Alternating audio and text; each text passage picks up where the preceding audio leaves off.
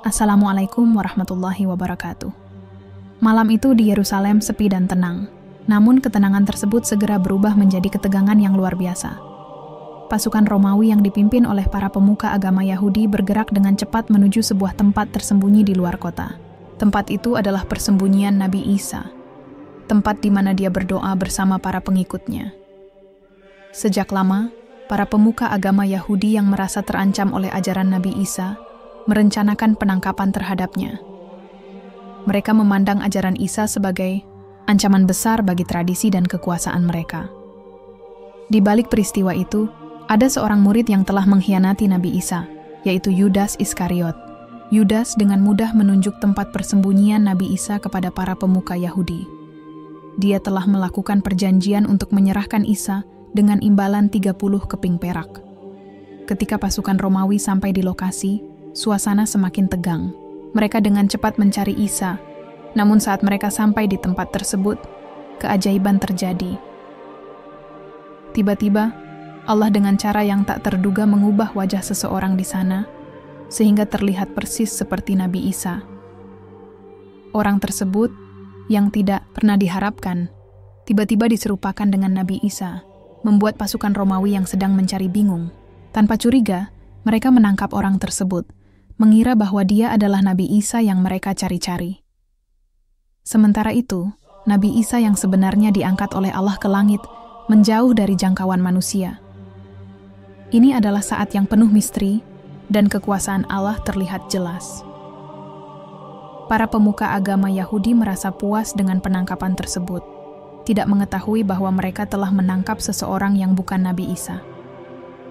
Mereka berpikir bahwa rencana mereka untuk menyingkirkan ancaman telah berhasil. Namun, mereka tidak menyadari bahwa kenyataan yang lebih besar sedang terjadi di luar jangkauan mereka. Kabar penangkapan orang yang mereka yakini sebagai Nabi Isa segera menyebar ke seluruh penjuru Yerusalem. Para pemuka agama Yahudi yang merasa bahwa ajaran Nabi Isa telah merusak ajaran mereka, merayakan kemenangan mereka dengan sorak-sorai. Mereka merasa bahwa mereka telah berhasil menyingkirkan ancaman yang telah mengganggu kedudukan mereka. Kemenangan ini mereka rasakan sebagai penegakan ajaran dan tradisi mereka yang sudah ada sejak lama. Namun, di antara keramaian tersebut, sejumlah pengikut setia Nabi Isa mulai merasa ada yang tidak beres. Mereka merasakan ketidakpastian yang mendalam di hati mereka.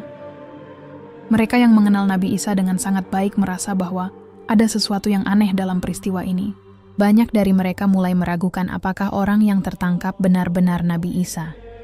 Keraguan itu semakin berkembang ketika mereka tidak melihat tanda-tanda biasa yang biasanya ada pada Nabi Isa.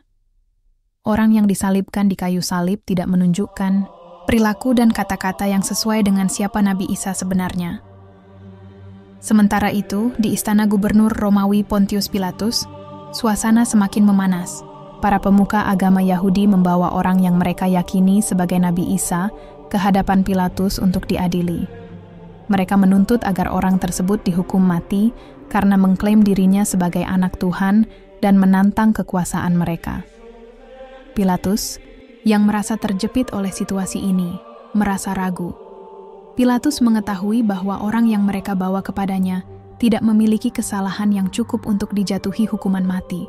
Selama proses pemeriksaan, ia tidak menemukan bukti yang meyakinkan bahwa orang ini telah melakukan kejahatan yang pantas mendapat hukuman mati. Pilatus, yang dikenal bijaksana, merasa bimbang dengan keputusan yang harus ia ambil. Namun, di tengah keraguan ini, para pemuka agama Yahudi mulai memprovokasi massa dan meminta Pilatus untuk menghukum orang tersebut sesuai dengan tuntutan mereka. Massa yang diprovokasi menjadi semakin emosional. Mereka menuntut agar orang yang dianggap Nabi Isa itu dihukum mati dengan cara yang paling kejam, disalibkan. Pilatus merasa terperangkap. Ia tahu bahwa jika ia tidak mengikuti kehendak massa, kerusuhan besar bisa terjadi, dan posisinya sebagai gubernur bisa terancam. Di sisi lain, ia tahu bahwa tidak ada alasan kuat untuk menghukum mati orang tersebut. Di tengah tekanan politik yang semakin kuat, dan ancaman pemberontakan yang semakin nyata, Pontius Pilatus akhirnya mengambil keputusan yang tidak terduga. Dengan ragu, ia menyerah pada tuntutan para pemuka agama Yahudi. Ia tidak ingin terlibat dalam perdebatan lebih lanjut, dan demi menjaga ketertiban, ia memutuskan untuk menjatuhkan hukuman mati. Pilatus mencuci tangannya di depan umum, simbol bahwa ia tidak bertanggung jawab atas keputusan tersebut. Tindakan mencuci tangan itu menjadi pertanda bahwa ia melepaskan diri dari keputusan yang harus diambil. Namun, meski secara hukum ia menyatakan tidak bertanggung jawab, kenyataannya ia tetap memainkan peran dalam keputusan yang mengarah pada penyaliban orang yang diserupakan dengan Nabi Isa. Orang yang diyakini sebagai Nabi Isa akhirnya dijatuhi hukuman mati dengan cara disalibkan. Para pemuka agama Yahudi merasa lega dan merasa bahwa mereka telah menang. Namun, mereka tetap tidak tahu bahwa yang mereka salib bukanlah Nabi Isa yang asli. Sementara dunia mengira bahwa Nabi Isa telah wafat di atas salib, kenyataannya sangat berbeda. Dalam rahasia ilahi yang hanya diketahui oleh Allah, Nabi Isa tidak mati pada salib.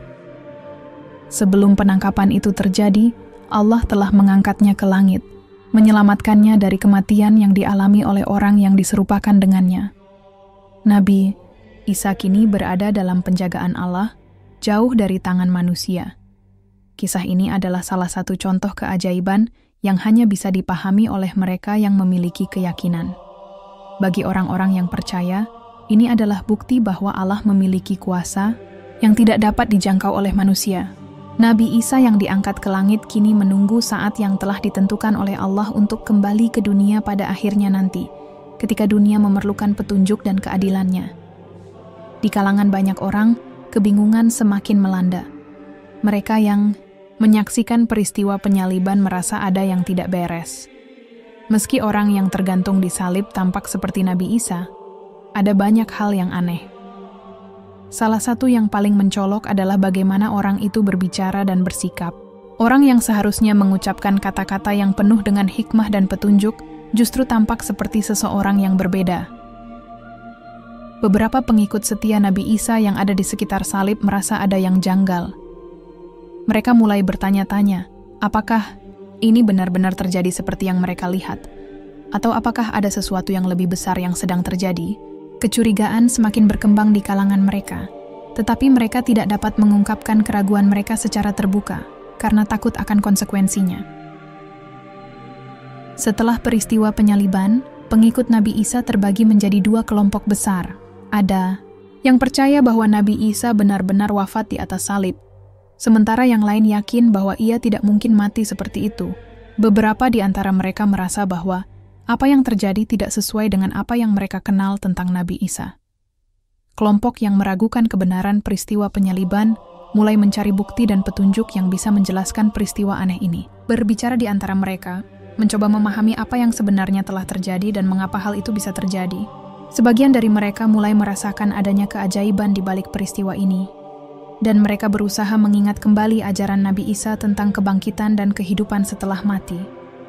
Meskipun mereka tidak tahu jawabannya saat itu, mereka tetap bertahan dalam keyakinan mereka, menunggu saat yang tepat untuk mengetahui apa yang sebenarnya terjadi. Sementara itu, dunia luar terus berjalan, dan mereka yang masih mengikutinya tetap percaya bahwa Allah memiliki rencana yang lebih besar dan lebih indah untuk umat manusia. Setelah peristiwa penyaliban yang mengguncang, berita mengenai kematian Isa mulai tersebar dengan cepat ke seluruh penjuru Yerusalem dan sekitarnya. Para pemuka agama Yahudi yang merasa sangat terancam dengan ajaran Nabi Isa, segera bergerak untuk memperkuat narasi bahwa orang yang telah disalib itu benar-benar Nabi Isa. Mereka tidak hanya merasa lega, tetapi juga merasa bahwa kemenangan mereka telah mencapai puncaknya. Namun, untuk memastikan narasi ini diterima oleh masyarakat, mereka perlu memastikan bahwa cerita ini didengar oleh sebanyak mungkin orang. Oleh karena itu, mereka mulai menyebarkan berita tersebut ke kalangan masyarakat, baik secara lisan maupun melalui surat-surat yang disampaikan kepada berbagai kota di wilayah itu. Mereka menekankan bahwa orang yang disalib adalah sosok yang mereka anggap sebagai ancaman besar bagi kekuasaan dan tradisi mereka. Dan dengan kematiannya, ajaran-ajaran yang dianggap sesat itu dapat dihentikan. Pada saat yang sama, pasukan Romawi yang berada di Yerusalem juga memberikan pernyataan yang mendukung klaim ini. Mereka mengonfirmasi bahwa orang yang disalib memang adalah seorang pemberontak yang telah melawan otoritas mereka, dan dengan demikian, kematiannya merupakan hasil dari keputusan hukum yang sah. Bagi pasukan Romawi, ini adalah langkah untuk menegakkan ketertiban dan meredakan ketegangan yang telah berkembang di seluruh wilayah. Pada mulanya, ada sedikit keraguan di antara sebagian pengikut setia Nabi Isa. Mereka yang melihat peristiwa itu dengan mata kepala mereka sendiri merasa bingung, dan kebingungan semakin berkembang seiring berjalannya waktu. Beberapa dari mereka masih yakin bahwa ada sesuatu yang salah dengan apa yang mereka lihat pada hari penyaliban, tetapi mereka juga tahu bahwa mempertanyakan cerita yang beredar bisa berbahaya. Mereka melihat bahwa hampir semua orang yang mereka kenal, baik orang Yahudi maupun orang Romawi, mulai menerima kenyataan bahwa Nabi Isa telah mati disalib. Seiring waktu, narasi tentang kematian Nabi Isa semakin diterima oleh banyak orang. Masyarakat yang dulunya bingung atau meragukan cerita itu mulai merasa bahwa peristiwa tersebut adalah kebenaran yang tak terbantahkan. Ada semacam gelombang keyakinan yang mulai menguat, dan banyak orang mulai menyesuaikan pandangan mereka dengan apa yang mereka dengar dari para pemuka agama dan pasukan Romawi. Bagi para pengikut yang masih setia, ini adalah waktu yang penuh dengan kesulitan dan tantangan. Mereka yang dulu begitu dekat dengan Nabi Isa mulai merasa kehilangan arah. Meskipun mereka memiliki keyakinan yang kuat bahwa Nabi Isa adalah seorang utusan Allah, mereka sekarang harus menghadapi kenyataan pahit bahwa dunia tampaknya telah menerima bahwa dia telah wafat di atas salib. Beberapa di antara mereka mungkin mulai merasa bahwa ajaran dan pengajaran Nabi Isa hanya akan menjadi kenangan belaka, dan harapan mereka untuk melihatnya kembali sepertinya semakin kabur. Namun, meski narasi kematian Nabi Isa semakin diterima, ada kelompok kecil pengikut yang tetap mempertanyakan kebenaran cerita ini. Mereka yang pernah bersama Nabi Isa dalam momen-momen penting dari hidupnya, tidak mudah begitu saja menerima bahwa beliau telah meninggal. Mereka terus berusaha mencari tahu apa yang sebenarnya terjadi, meskipun mereka tahu bahwa berani mempertanyakan bisa berisiko besar. Ada satu hal yang tetap tidak bisa dijelaskan, bahkan oleh mereka yang percaya sepenuhnya pada cerita yang beredar. Pertanyaan yang terus membayangi hati para pengikut setia Nabi Isa adalah, jika orang yang disalib bukanlah Nabi Isa yang mereka kenal, lalu siapa sebenarnya orang yang mati di kayu salib itu? Apa yang terjadi pada tubuh Nabi Isa yang asli?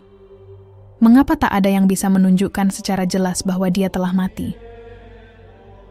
Kebingungan ini tidak bisa diabaikan begitu saja, meskipun kebanyakan orang lebih memilih untuk tidak mempertanyakannya.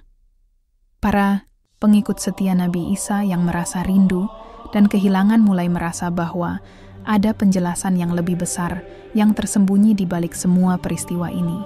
Mereka percaya bahwa takdir yang lebih tinggi sedang berperan dalam kisah ini, dan meskipun dunia tampaknya percaya bahwa Nabi Isa telah wafat, mereka yakin bahwa suatu hari kebenaran akan terungkap. Di luar sana, di antara orang-orang yang menerima cerita kematian Nabi Isa, ada banyak orang yang merasa bahwa kematian tersebut adalah akhir dari segalanya. Namun, bagi para pengikut setia, ini hanyalah awal dari sebuah pencarian yang lebih dalam. Mereka percaya bahwa suatu saat nanti, Allah akan mengungkapkan kebenaran yang lebih besar dan mengembalikan Nabi Isa ke dunia ini untuk menyelesaikan misinya yang tertunda. Meskipun para pemuka agama dan pasukan Romawi tampaknya telah berhasil mengontrol narasi tentang kematian Nabi Isa, kebingungan dan keraguan tetap ada di hati mereka yang percaya. Keajaiban yang lebih besar dari yang bisa dibayangkan oleh manusia masih menunggu untuk diungkapkan, dan cerita tentang Nabi Isa yang sebenarnya belum selesai. Seiring berjalannya waktu dan semakin tersebarnya berbagai versi cerita tentang peristiwa penyaliban, para pengikut Nabi Isa mulai terpecah belah. Mereka yang dulu bersatu dalam iman kepada ajaran tauhid yang diajarkan oleh Nabi Isa mulai merasakan ketegangan yang semakin meningkat di antara mereka. Beberapa pengikut setia masih berpegang teguh pada keyakinan bahwa Nabi Isa adalah seorang utusan Allah yang hanya membawa pesan ketauhidan, dan bahwa ajaran beliau berpusat pada pengesaan Tuhan. Bagi mereka tidak ada yang perlu dipertanyakan. Nabi Isa adalah hamba Allah, seorang nabi yang memiliki misi untuk mengajak umat manusia kepada jalan yang benar, yaitu untuk menyembah Tuhan yang Maha Esa. Namun, di sisi lain, muncul sekelompok pengikut yang mulai terpengaruh oleh narasi-narasi baru yang berkembang di luar ajaran Nabi Isa. Meskipun mereka awalnya adalah pengikut yang setia, mereka mulai meragukan pemahaman lama mereka. Dengan semakin banyaknya orang yang memperkenalkan ide-ide baru, mereka mulai mempertanyakan apakah ajaran Nabi Isa benar-benar hanya tentang pengesaan Tuhan